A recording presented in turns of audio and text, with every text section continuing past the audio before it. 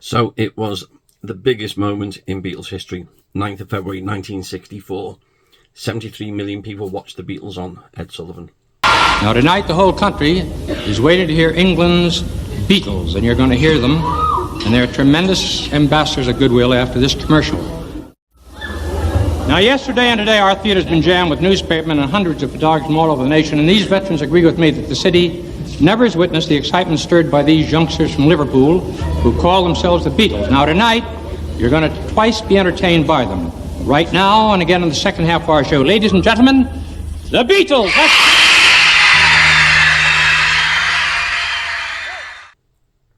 But how did they get there? As a Brit, I'm wanting your input. What are your memories?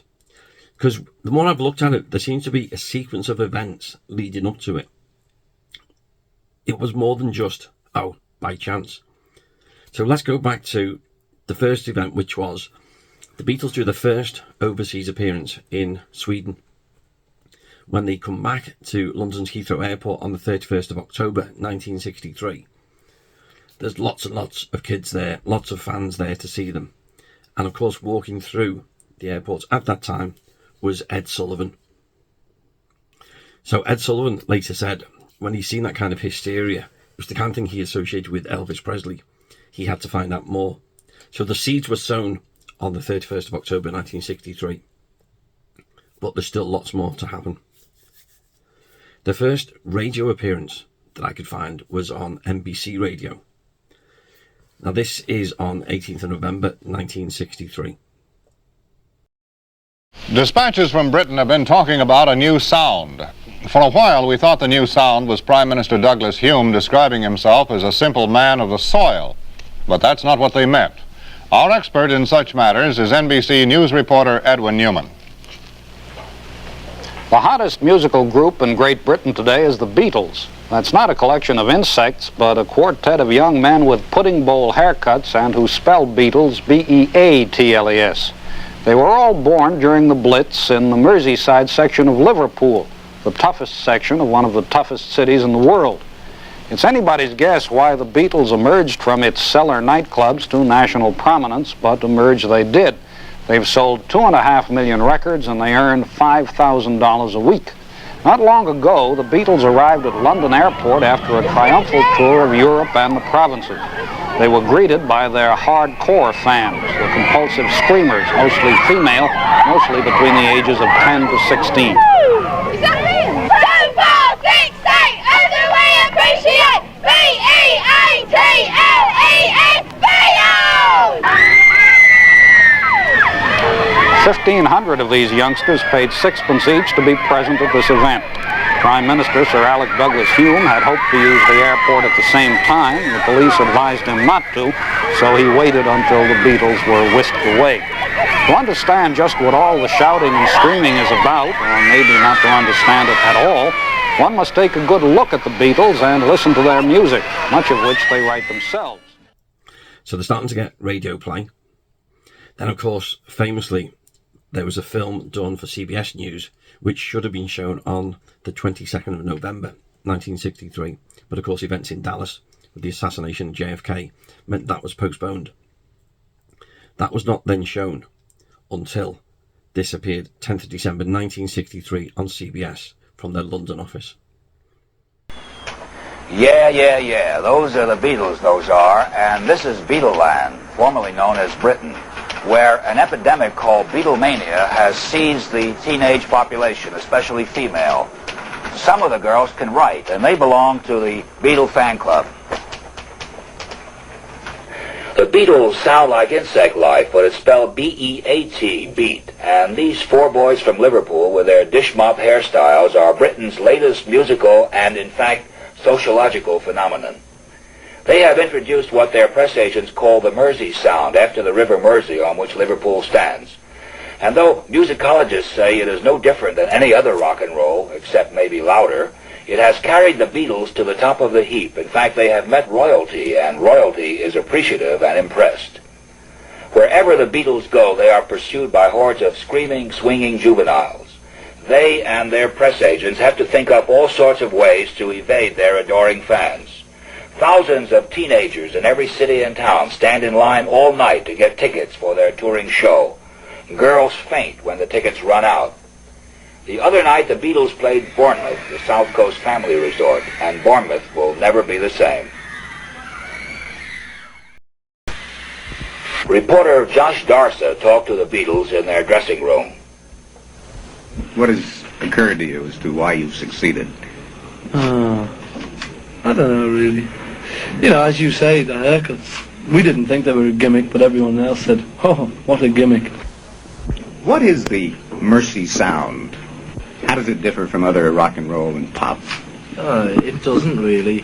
It's just happened that all of a sudden hundreds of rock groups, all from Liverpool, made records, and it was a bit more like the original rock and roll than the stuff they've had over the last few months. So people decided suddenly, you know, there's all these Liverpool groups, so they call it the Liverpool sound and the Mersey beat and everything else. And the Nicky Cuffle thing. Yeah, but it's just, it's just a way of classifying it, but I don't think the music's very different. Do you have any fears that your public eventually will get tired of you and move on to a new favorite?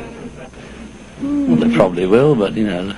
You ever think about Depends how long it takes for them to get tired. Yeah. Don't it? It's stupid to worry about things like that, because, I mean, it could... It's not worth could missing your sleep for, is it? No, boring. No. It could What do you happen think, tomorrow, and it could, you know, we could have quite a run. We just hope we are going to have quite a run.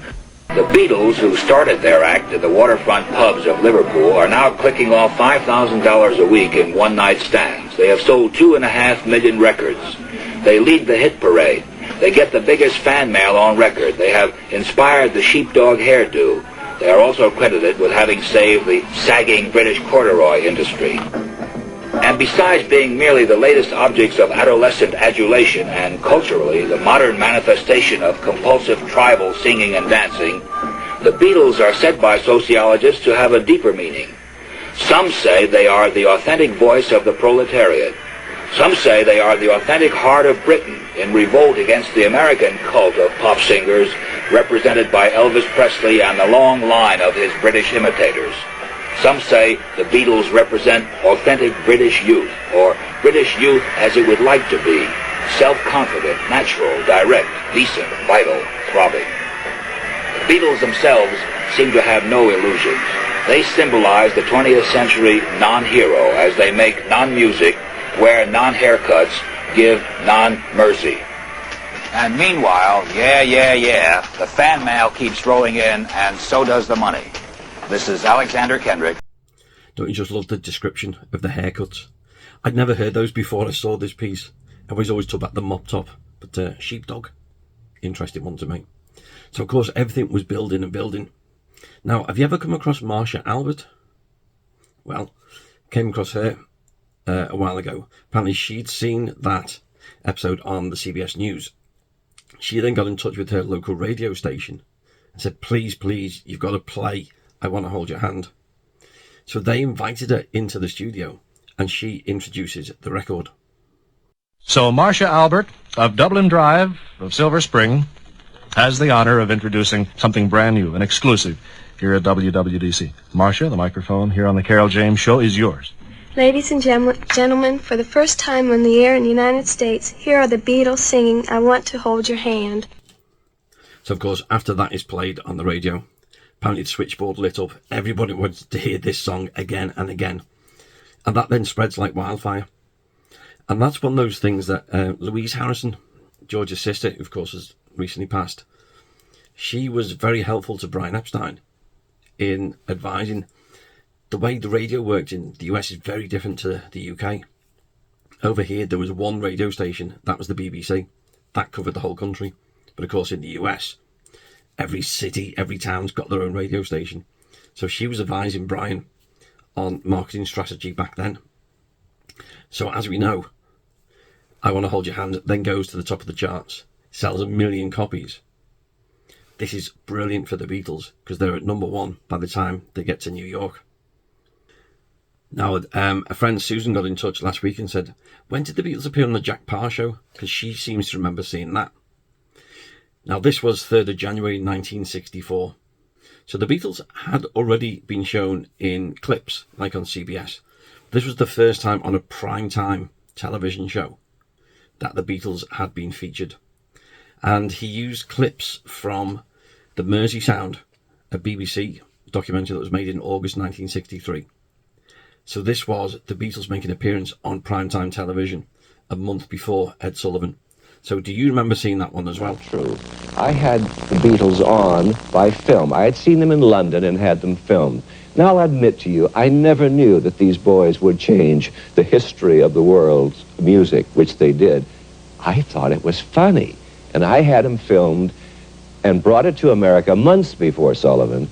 And now I want to show you, and the reason we're going to show just a little bit of it is that there's something I say after their little act which proves it. Would you show the Beatles, please?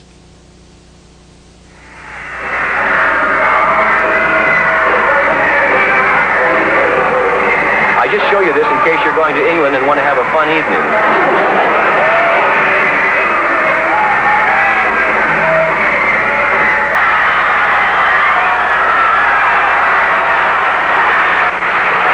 It's nice to know that England has finally risen to our cultural level.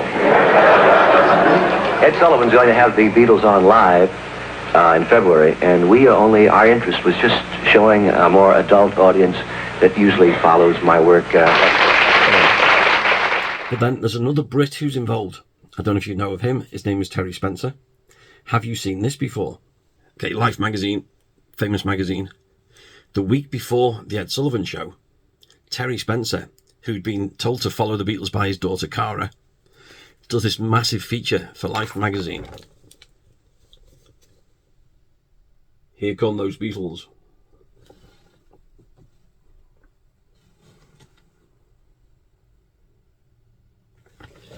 And it's a really big spread. So this was the week before the Ed Sullivan Show. So you've got the cumulative effect of all these different things happening. So there we have it. Beatles history. What are your memories? Tell me all about them. What do you remember seeing? Do you remember seeing the Jack Paar Show, CBS News feature, Life magazine, on the radio? What do you remember? What got you in front of that television set to watch the Beatles on the Ed Sullivan Show on the 9th of February 1964? Because it certainly changed the world for them and probably for everybody else.